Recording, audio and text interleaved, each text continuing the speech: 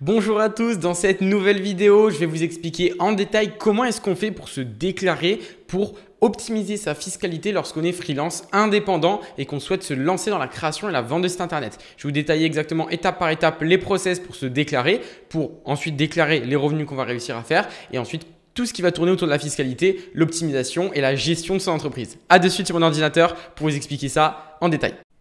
Me revoilà sur mon ordinateur, on va directement rentrer dans le vif du sujet. Concrètement, comment est-ce qu'on fait pour se déclarer en tant que freelance quand on crée et on vend des sites internet? C'est quand même une étape qui est assez importante, qui est cruciale et surtout obligatoire malencontreusement en France. Donc c'est quand même quelque chose qu'il ne faut pas prendre à la légère, d'accord? Pas faire d'erreurs entre guillemets assez bêtes au début parce qu'on peut potentiellement se trouver dans des situations assez compliquées. Donc du coup, concrètement, qu'est-ce qui est la première étape? Ça va être simple. On va partir du principe qu'on commence à se lancer dans son activité. On est déjà formé, on a les compétences. Maintenant, on souhaite entre guillemets passer à l'action, passer sur nos premiers clients ou bien encaisser nos premiers clients. Okay, donc à un moment donné, il faut qu'on s'occupe de tout ce qui est juridique, déclaration et du coup, la première chose à faire et à savoir, c'est le choix du statut juridique. Il faut savoir qu'il existe plusieurs types de sociétés, d'entreprises et de manières de se déclarer en France. Je vais vous dire directement celui que je vous recommande à l'heure actuelle en tant que débutant et ça va directement être la micro-entreprise. Vous pouvez faire de l'EIRL, une SASU, une SAS, une ASARL, une EI, EIRL ou une EURL. Bon, bref, il y a plusieurs statuts différents. Honnêtement, ce qui va être le plus intéressant et ce que je vais recommander à tous freelance qui se lancent, c'est de faire une micro-entreprise. Ça va être de un gratuit. Donc, tant que vous ne gagnez pas d'argent, vous n'allez pas payer d'impôts ou de cotisations ou quoi que ce soit. La création en elle-même de l'entreprise est gratuite et on va voir ça par la suite, mais il n'y a pas de comptabilité obligatoire. Donc, il n'y a pas de frais mensuels par rapport au paiement d'un comptable par exemple. D'accord? Alors que dès qu'on est en format de société, on doit payer un comptable obligatoirement tous les mois. Ok? Donc du coup, on veut se lancer en tant que freelance, on veut donc ouvrir une micro-entreprise. Il faut savoir qu'elle est limitée cette micro-entreprise, dépendant de combien est-ce qu'on va gagner, on va devoir éventuellement passer sur une société, une SAS ou une SASU, dépendant derrière de ce que vous allez vouloir faire. Néanmoins, ça c'est entre guillemets pas trop votre problème quand vous débutez, mais il faut savoir quand même les seuils, c'est assez important. Donc il y a deux seuils qui sont on va dire vital, il faut les savoir, il faut les connaître. Ça va être le plafond déjà initial de la micro-entreprise pour rester en tant qu'auto-entrepreneur. Donc ce qui va nous intéresser, nous, ça va être la prestation de service parce que quand on vend une prestation de création de site internet, ça rentre dans cette catégorie-là tout simplement. Donc le seuil est de 77 000 €, donc 77 700 € exactement, de chiffre d'affaires donc annuel, d'accord? Faut savoir que ça c'est le chiffre d'affaires pur et dur, d'accord? Sans compter les charges, parce que faut savoir qu'en micro-entreprise on ne peut rien déduire. C'est aussi entre guillemets le point négatif. Mais bon, il y a des avantages, des désavantages d'être en micro-entreprise, mais il faut savoir qu'on ne peut pas déduire quoi que ce soit. Vous êtes taxé, imposé et vous payez vos cotisations sociales sur votre chiffre d'affaires, ok? Donc, si vous ne dépassez pas 77 000 €, vous allez pouvoir rester en micro-entreprise. Donc, jusqu'à là, il n'y a aucun problème. Néanmoins, il y a quand même un second plafond qui est intéressant et qui est surtout très pertinent et qu'il ne faut pas oublier parce que vous allez pouvoir, entre guillemets, vous retrouver dans des situations un peu compliquées et avoir des redressements bêtes et payer des pénalités qui peuvent s'élever d'une manière très élevée quand même, c'est la TVA. D'accord, il y a beaucoup de personnes qui l'oublient malheureusement. La TVA à partir de 39 000, bon du coup de 36 000 exactement, 36 800, vous allez devoir récupérer et reverser la TVA. Donc vous êtes exonéré jusqu'à 36 000 €. Donc c'est peut-être à voir possiblement de passer en société à partir du moment où vous faites 36 000 € parce que maintenant vous allez devoir payer la TVA, la reverser et ça rentre dans votre chiffre d'affaires. Donc concrètement, vous faites imaginons 10 000 €, vous allez devoir payer 20% de TVA, donc reverser 2 000 €, mais vous allez être quand même imposé sur les 10 000 €. Okay, donc ça va quand même commencer à chiffrer en termes de ce que vous allez devoir payer vu que vous ne pouvez rien déduire et vous ne pouvez même pas déduire la TVA. Bon, vous allez pouvoir la récupérer certes, mais la déduction initiale n'y est pas. Donc vous allez devoir payer quand même entre guillemets les cotisations sociales sur même la TVA que vous récupérez. Donc ça c'est aussi un truc à prendre en compte. Donc pour l'instant de 0 à 36 000 €, restez en micro-entreprise et à partir de 36 000 €, vous regardez un peu vos charges, vos dépenses et en fonction voir si vous passez en société ou non. Donc voilà, ça c'est dit. Alors, quand on va créer, se déclarer dans sa micro-entreprise, on va le faire juste après ensemble, il faut savoir qu'ils vont nous poser une série de questions et certaines options qui sont quand même assez importantes. Donc, celle qui est quand même, selon moi, quelque chose à considérer, hein, le versement libératoire. Donc concrètement, qu'est-ce que c'est? Faut savoir que quand on est en micro-entreprise, on va avoir deux plus ou moins de taxes, impôts à payer. La première, ça va être les cotisations sociales. Donc en gros, l'URSSAF, on va en parler juste après, qui va être du coup soit déclaré tous les mois, soit tous les 3 mois et qui va être en gros un montant que vous allez devoir régler par rapport à votre chiffre d'affaires.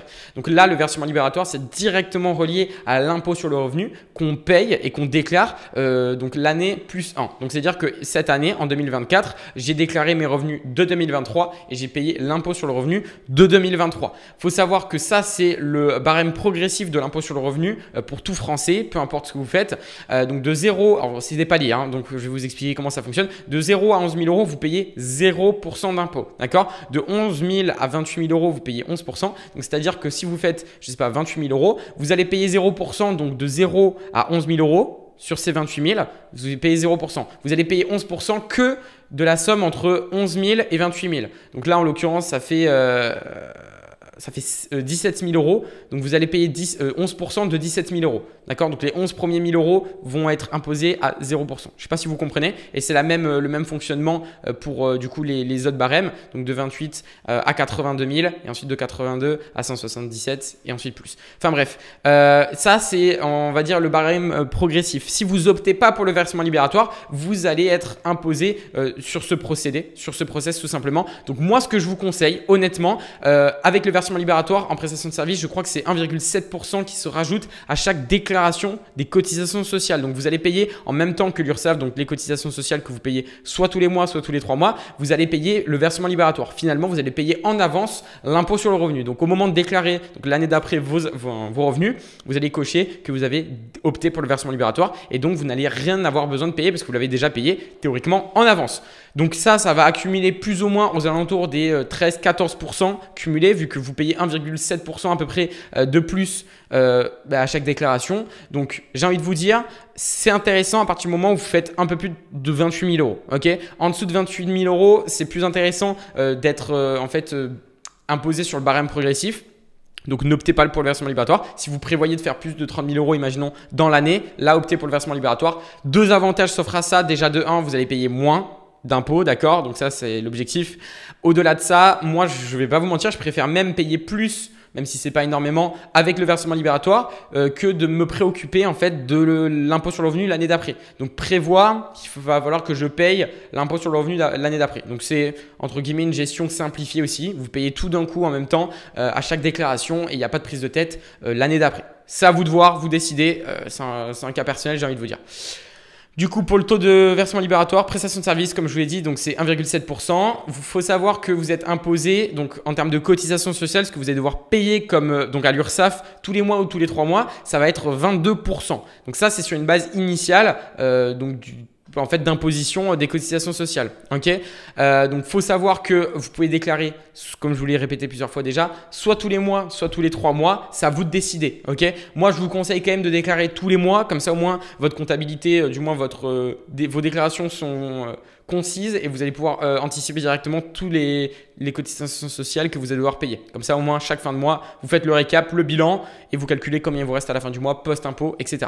Donc voilà, moi je vous conseille de déclarer tous les mois, c'est quand même mieux, sachant qu'on a en gros un mois à chaque fois pour déclarer. Donc c'est-à-dire que, imaginons, on doit déclarer le mois de janvier, on aura jusqu'au 31 février, désolé, pour déclarer le mois de janvier et payer le mois de janvier, ce qu'on doit à l'URSSAF. Il faut savoir que si vous avez plusieurs critères, vous allez pouvoir bénéficier de la première année de votre activité de l'ACRE. C'est une exonération de 50% des cotisations sociales, ultra intéressant honnêtement. Bon, pour les demandeurs d'emploi, pour ceux qui bénéficient de l'ASS ou le RSA, les moins de 30 ans en situation… Enfin, pour les moins de 30 ans et en situation de handicap ou des personnes qui habitent dans des zones QPV, donc en gros des zones défavorisées, ou bien des travailleurs indépendants. la plupart du temps, vous avez entre 18 et 26 ans, donc vous allez pouvoir bénéficier automatiquement de l'ACRE. Maintenant, avant, il fallait remplir un formulaire. Je crois que maintenant, c'est automatique. Lorsque vous déclarez la micro-entreprise, vous allez pouvoir directement bénéficier de l'ACRE. Remplissez le formulaire, sinon, on ne sait jamais, au cas où. Néanmoins, ça, c'est quelque chose qui est ultra intéressant. Première année, vous allez payer, donc à la place de 22%, vous allez payer du coup 11%, qui est non négligeable, ok? Donc la première année, très intéressante, d'autant plus que quand vous avez l'ACRE, de se déclarer directement en micro-entreprise. Donc concrètement, on va directement passer après au formulaire. Faut savoir qu'il existe du coup un seul formulaire, c'est sur le site de l'INPI, donc le site officiel pour tout ce qui est déclaration, modification, cessation d'entreprise. Donc pour s'y connecter, il faut savoir qu'il faut une identité numérique. Donc on va directement sur le site. Donc du coup là on se retrouve directement en fait sur le site de l'INPI, on va pouvoir créer une entreprise. Donc vous connectez, vous créez un compte en fait sur du coup identité numérique, c'est chez La Poste pour en gros vérifier votre identité en ligne. Une fois que ça c'est fait, vous allez pouvoir vous connecter et là créer votre micro-entreprise. Donc là vous vous déclarez en tant qu'entrepreneur individuel. Est-ce qu'on souhaite opter pour le statut micro-entrepreneur? Oui. Est-ce qu'on a déjà exercé une activité? Vous répondez en adéquation avec votre cas, mais on va dire que non. Là, vous allez devoir remplir vos informations, nom, prénom, genre, tout ce qui est classique, pays, adresse, numéro de téléphone, adresse mail, numéro de sécurité sociale.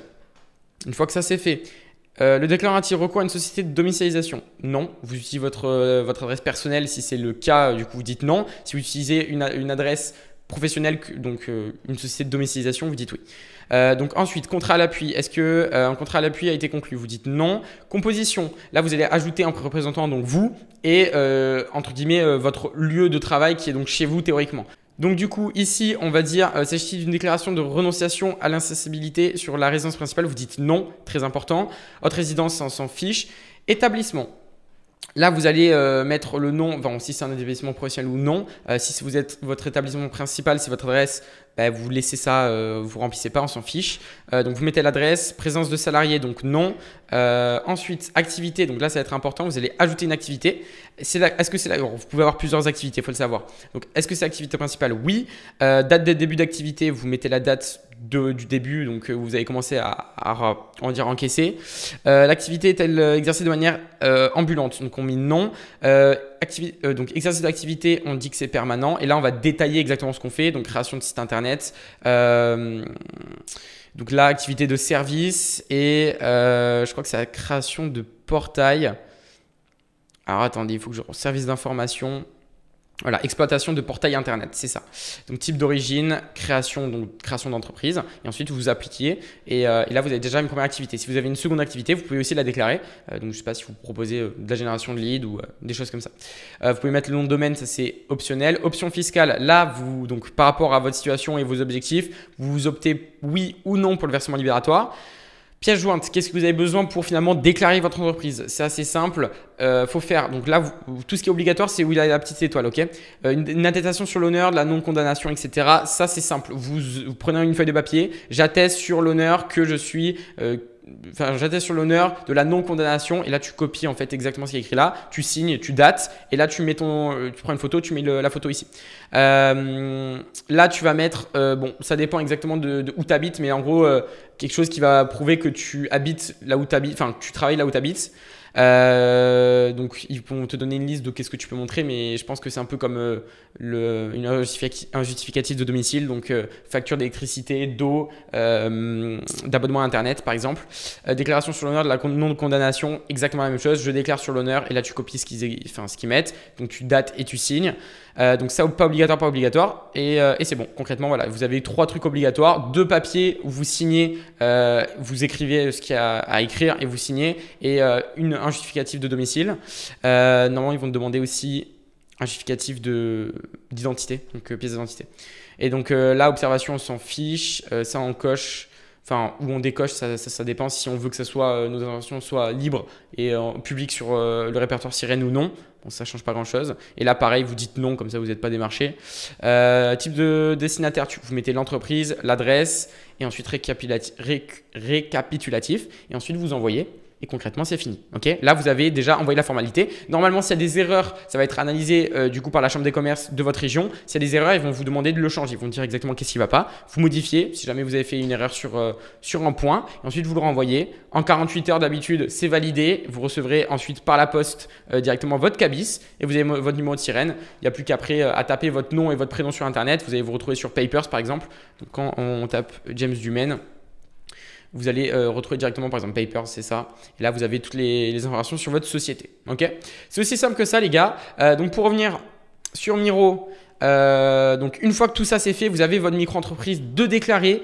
Vous avez opté pour les bons choix. Il faut savoir que maintenant il va falloir déclarer. Donc une fois que vous avez donc votre numéro de sirène, que tout est carré, vous allez ouvrir un compte à l'URSSAF, chez l'URSSAF. Ok, un compte professionnel. Vous allez pouvoir gérer votre auto-entreprise. Donc il y a un site internet, il y a aussi une application auto-entreprise ou auto-entrepreneur URSSAF. Vous pouvez la télécharger, vous connecter dessus. Ils vont vous dire exactement quand est-ce que vous devez déclarer. C'est très simple. Vous allez devoir déclarer le nombre de votre chiffre d'affaires en prestation de service, en vente commerciale et en fonction, ils vont vous dire exactement combien vous allez devoir payer. Ensuite, vous validez votre déclaration et vous allez devoir régler par carte bancaire par exemple ou par virement le montant dû de cotisation sociale. C'est aussi simple que ça. Donc, vous allez sur l'URSSAF, vous allez dans la section gérer mon entreprise, déclarer et payer et tout simplement, vous allez pouvoir sélectionner le mois, remplir les informations par rapport au chiffre d'affaires et ensuite régler. Aussi simple que ça. Alors, qu'est-ce qu'il faut savoir quand même? Est-ce qu'on est obligé d'avoir un compte bancaire professionnel dédié à la micro-entreprise? Il faut savoir qu'en France, si on ne dépasse pas les 10 000 euros annuels lorsqu'on est micro-entrepreneur pendant 2 ans, donc si vous dépassez par exemple 10 000 euros une année, vous n'êtes pas obligé d'avoir un compte bancaire professionnel dédié à votre activité. Si vous dépassez 10 000 euros sur 2 ans consécutifs, là effectivement, la 3e année, vous allez avoir besoin d'un compte entièrement dédié uniquement à recevoir les paiements.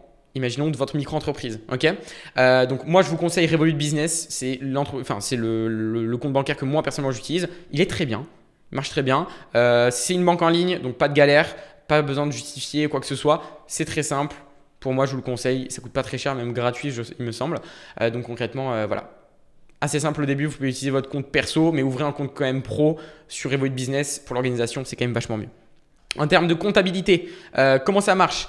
On n'a pas besoin d'avoir de comptable en micro-entreprise, ce n'est pas une obligation, d'accord, il faut le savoir. Le seul truc qui est obligatoire en France quand on est en micro-entreprise, c'est de tenir un livre des recettes. Donc en gros, avec chaque référence client, la nature, en fait, pour tenir votre comptabilité vous-même, entre guillemets, c'est très simplifié. Savoir comment ils vous ont payé, le montant, la nature, le client, donc la référence du coup de la facture, imaginons, et la date. Bien sûr aussi, tout ce qui est logiciel de facturation, j'en ai pas parlé là, j'utilise facture.net, c'est un logiciel gratuit, un site internet qui nous permet de faire les factures, les devis, les acomptes, tout gratuitement et d'une manière, on va dire, légale, parce qu'il y a quand même des obligations quand on fait des factures. Il faut savoir que la seule chose à tenir compte quand vous faites des factures, c'est d'appliquer la mention TVA non applicable à vos factures. Parce que tant que vous n'êtes pas assujetti à la TVA, donc en dessous de 36 000 euros, comme on en a parlé juste avant, vous ne pouvez pas récolter la TVA. Donc, il ne faut pas que la personne, entre guillemets, il ne faut pas mentionner le terme TVA ou du moins que la personne paye, entre guillemets, la TVA. À vous parce que vous ne pouvez pas la récupérer. Ça serait de la fraude à la TVA. Donc, vous mettez TVA non applicable et du coup, c'est du tout taxe comprise, mais il n'y a pas d'hors taxe, quoi. Ok, si vous voulez récupérer ce livre de recettes, parce qu'il y a très peu de personnes en fait qui tiennent un livre de recettes quand ils ont leur micro-entreprise. Si vous débutez, parfait, vous allez pouvoir le récupérer et être directement en règle. Pour tous ceux qui ont déjà une micro-entreprise mais qui n'ont pas de livre de recettes qui est légalement obligatoire, vous pouvez récupérer la mienne. Je vous l'envoie gratuitement par mail. Donc laissez un petit commentaire, ça fait plaisir. J'espère que la vidéo vous a plu. Honnêtement, vous allez voir que, comme vous l'avez vu, c'était assez simple d'ouvrir une micro-entreprise. Certaines choses qu'il fallait savoir. Beaucoup de personnes me posent la question, donc comme ça, moi, j'ai mis au clair la réponse sur le sujet. Donc concrètement, si ça vous a plu, abonnez-vous, ça me fait vraiment plaisir, ça envoie de la force. Likez le live aussi et du coup, si vous voulez récupérer le livre de recettes, commentez, laissez un petit commentaire construit. Donnez-moi aussi une idée, si jamais ça m'aide toujours, de nouvelles vidéos YouTube que je peux créer pour vous aider parce que c'est aussi le but. Enfin bref, sur ce, très bonne journée à vous. Donc bonne déclaration pour ceux qui se lancent et si jamais vous avez des questions, envoyez-moi un message, je vous répondrai. À de suite, ciao.